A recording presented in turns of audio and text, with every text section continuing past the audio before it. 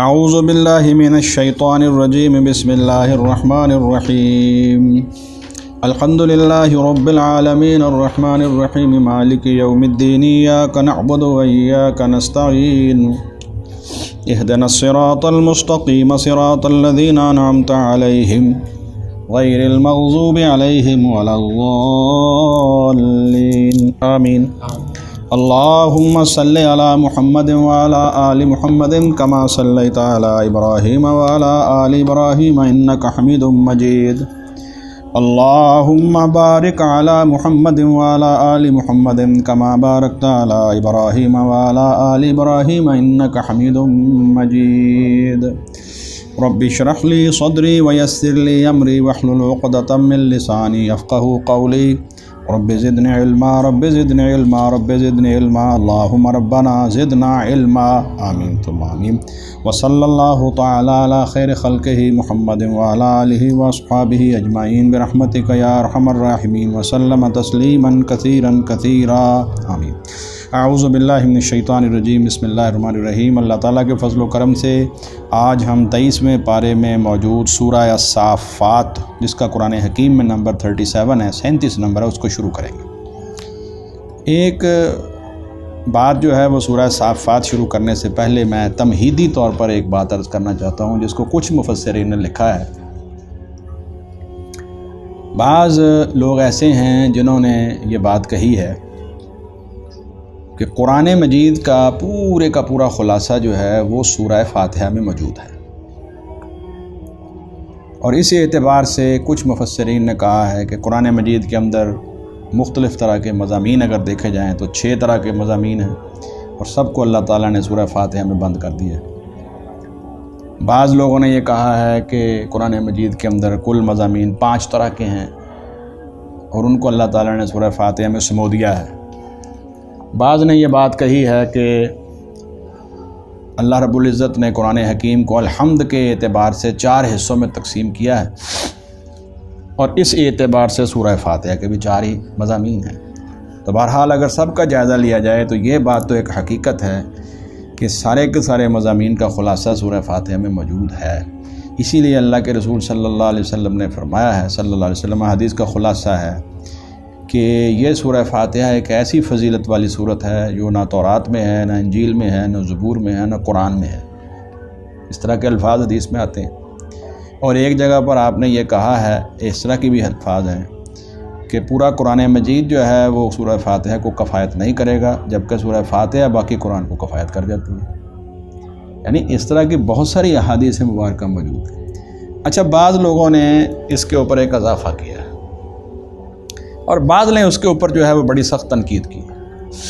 انہوں نے کہا کہ سورہ فاتحہ کے سارے مضامین جو ہیں، قرآن مجید کے سارے مضامین کا خلاصہ سورہ فاتحہ میں ہے۔ سورہ فاتحہ کا خلاصہ جو ہے وہ ایاک نعبد و ایاک نستعین میں ہے۔ اپنے اپنے انداز سے لوگوں نے تشریح کی ہے، اور پھر سورہ فاتحہ کا خلاصہ جو ہے یہ بسم اللہ الرحمن الرحیم میں ہے۔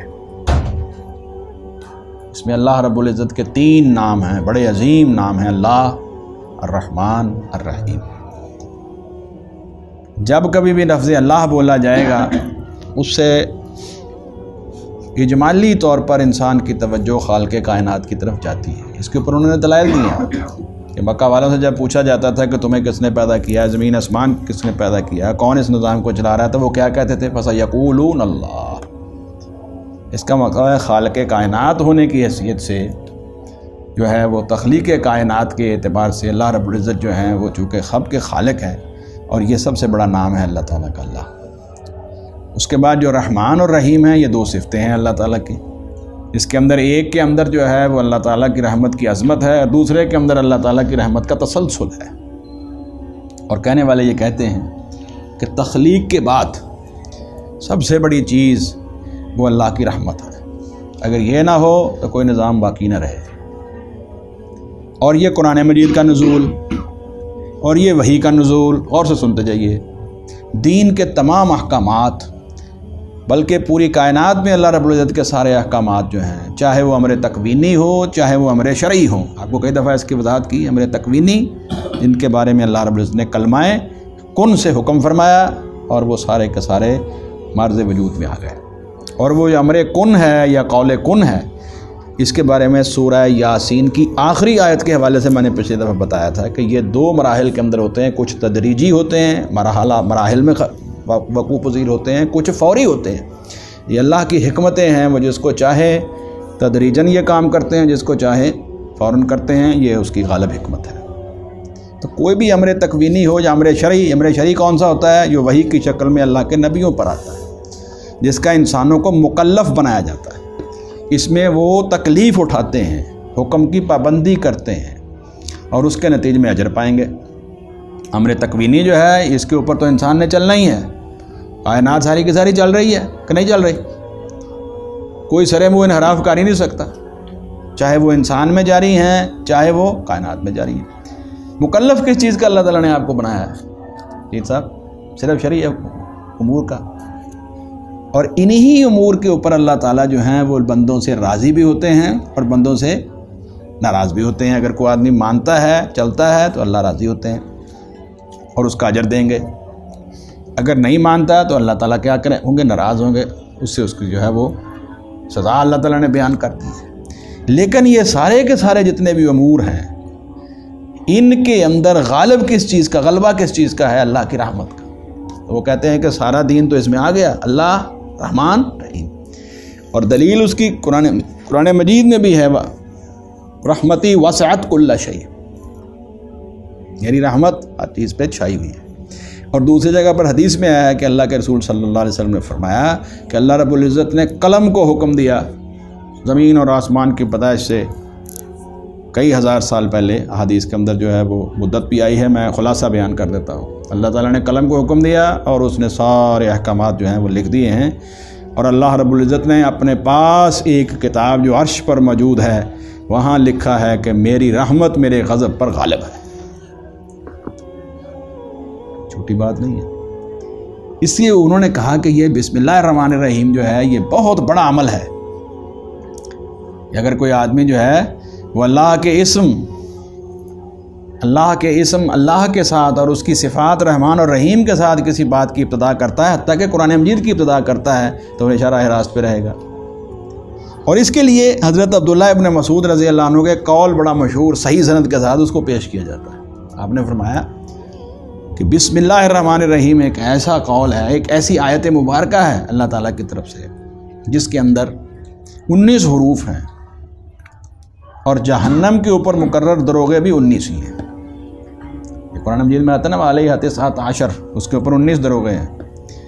فرمایا جو آدمی بھی بسم اللہ الرحمن الرحیم کو صحیح طریقے سے پڑھتا رہا، اس پر ایمان لے آیا، وہ جہنم کے ان 19 فرشتوں سے بچ جائے گا، جہنم کا عذاب نہیں ہو سکتا۔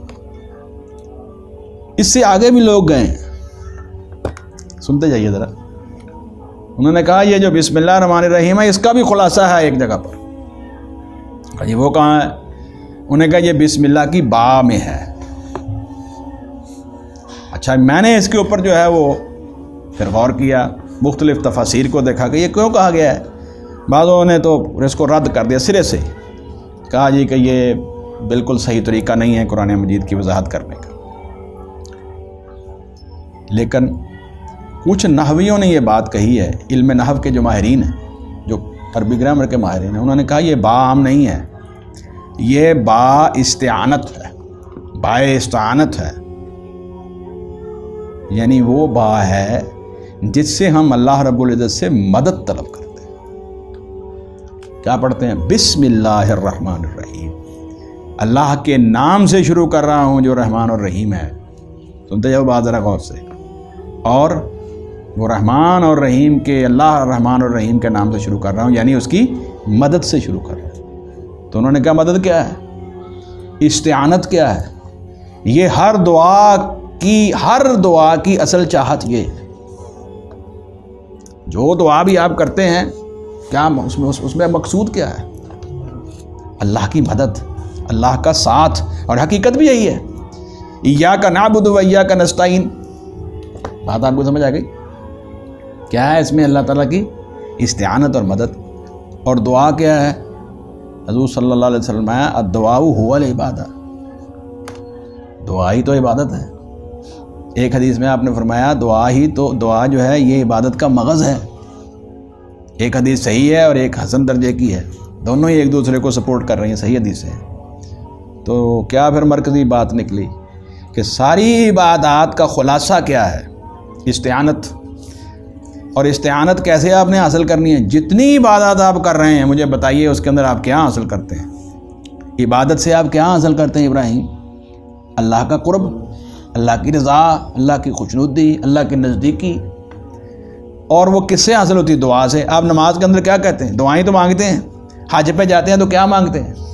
قربانی کرتے ہیں تو کیا مانگتے ہیں؟ اللہ کے راستے میں مال خرچ کرتے ہیں تو کیا نیت ہوتی ہے؟ کہ دعا اللہ راضی ہو جائے. تو اس کا مطلب دعا اور استعانت جو ہے یہی اصل میں مغز ہے، خلاصہ ہے. اور یہ جو بسم اللہ کی با ہے یہ بھی با استعانت ہے. تو اسی اعتبار سے اگر یہ کہا جائے کہ یہ سارے دین کا خلاصہ اس اکیلی با میں بھی ہے تو یہ کوئی بعید از قیاس نہیں ہے. بعض لوگوں نے اس کے اوپر علیحدہ بحثیں لکھی ہیں مثبت انداز سے، اور بعض لوگوں نے اس کو رد کیا ہے. تو بہرحال جنہوں نے با کو بائے استعانت قرار دے کر اس کے اوپر یہ گفتگو کی ہے یہ بہرحال وزنی ہے، یہ جو ہے وہ پھینکنے کے قابل نہیں ہے. اس کے اندر جو انہوں نے نقطہ بیان کیا وہ بالکل صحیح ہے. تو بہرحال اب اس سے آگے ایک مبالغہ بھی ہے، یہ میں سمجھتا ہوں کہ درست نہیں ہے، اس سے آگے نہیں بڑھنا چاہیے. اور وہ مبالغہ یہ ہے کہ با اس کا خلاصہ جو ہے وہ با کے نقطے میں ہے.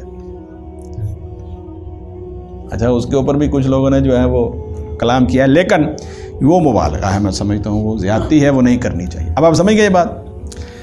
اب آتا ہوں میں آپ سمجھیں گے کہ سورہ صافات کا اس کے ساتھ کیا تعلق. آئیے ذرا سورہ فاتحہ کو تقسیم کیا ہے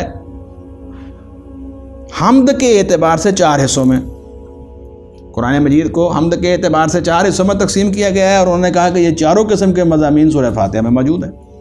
پہلا حصہ کہاں سے ہوتا ہے؟ الحمدللہ رب العالمین، اور جا کے کہاں ختم ہوتا ہے پیر صاحب؟ سورہ الانعام کے اوپر، وہ بھی الحمد سے شروع ہونے والی صورت ہے پہلا حصہ.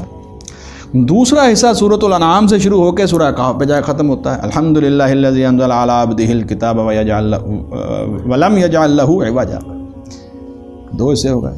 تیسرا حصہ سورۃ الکہف سے شروع ہو کے کہاں ختم ہوتا ہے؟ سورہ سبا پہ.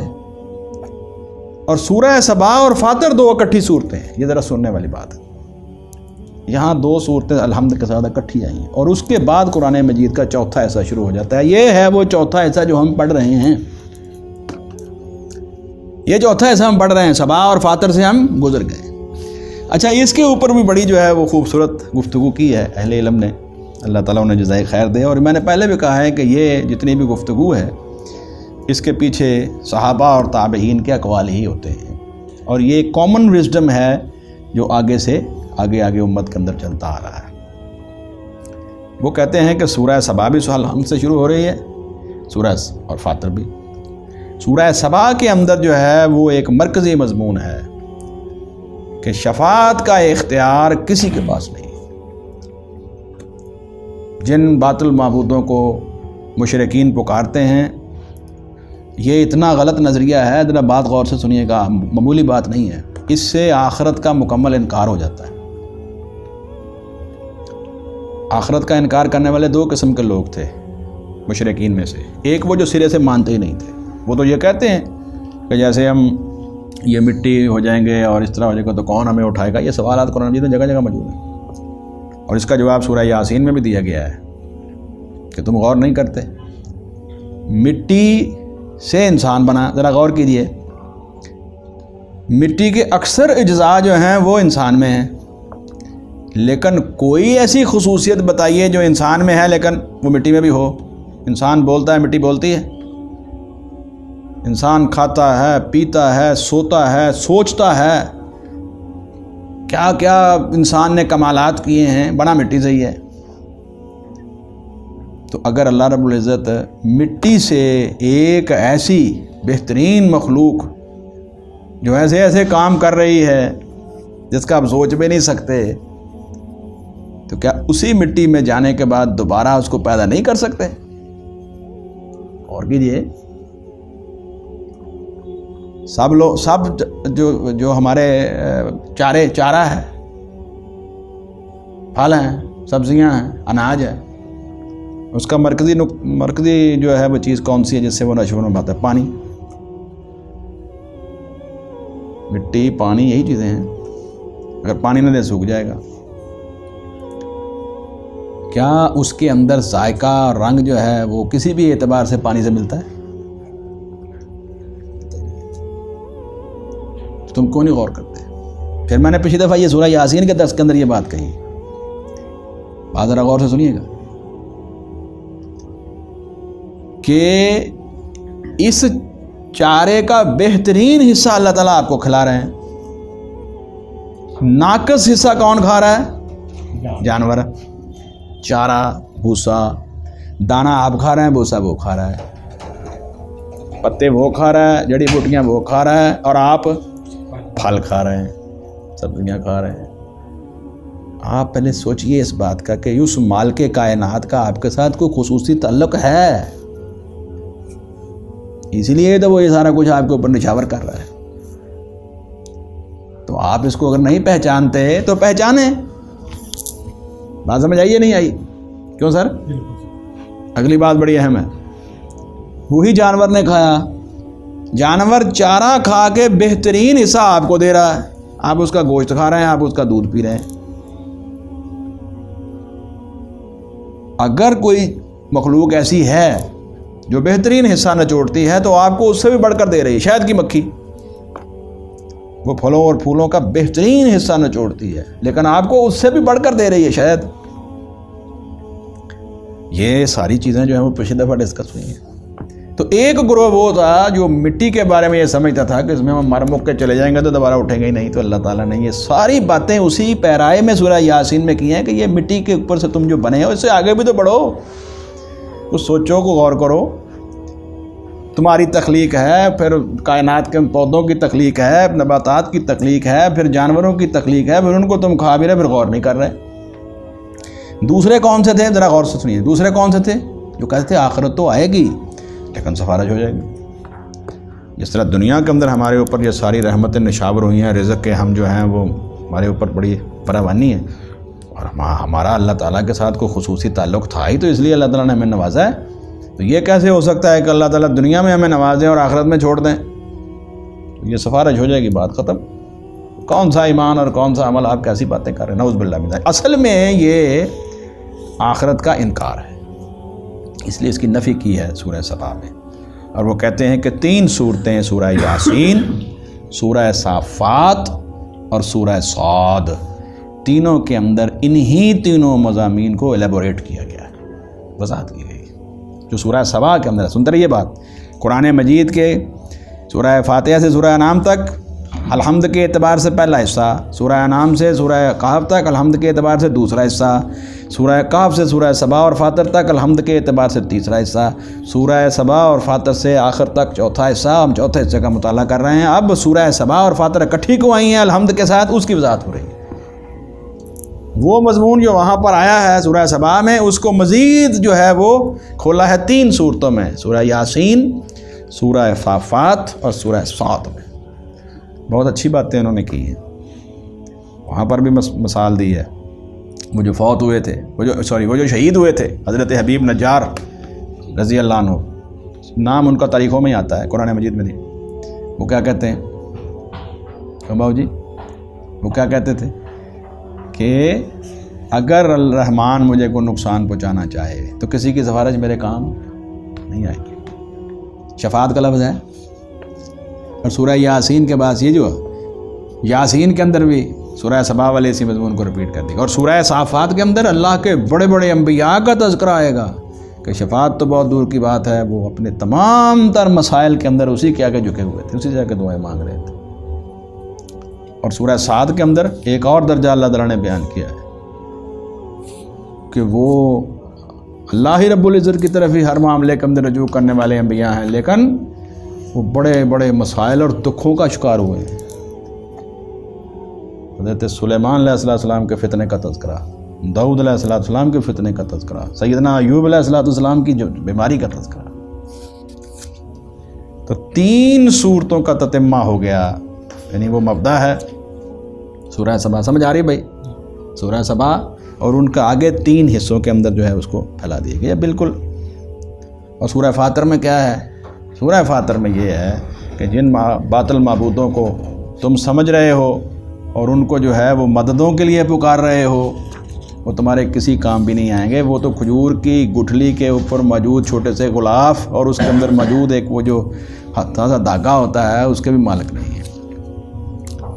اچھا، اس کی وضاحت جو ہے، یہ جو حصہ ہے سورہ فاطر کا، سورہ فاطر دوسری سورہ مبارکہ ہے جو الحمد سے شروع ہونے والی ہے، اس کی تفصیل ساری کی ساری سورہ زمر سے شروع ہوتی ہے اور احقاف تک جاتی ہے۔ ایک سورہ زمر، توجہ ذرا توجہ کیجیے، یہ الحمد سے جو مضامین قرآن مجید کے یہاں بیان ہو رہے ہیں اس کے چوتھے حصے کی وضاحت ہے۔ اگر آپ توجہ کریں، کیوں جی توجہ ہے، سورہ زمر، سورہ زمر کیا ہے؟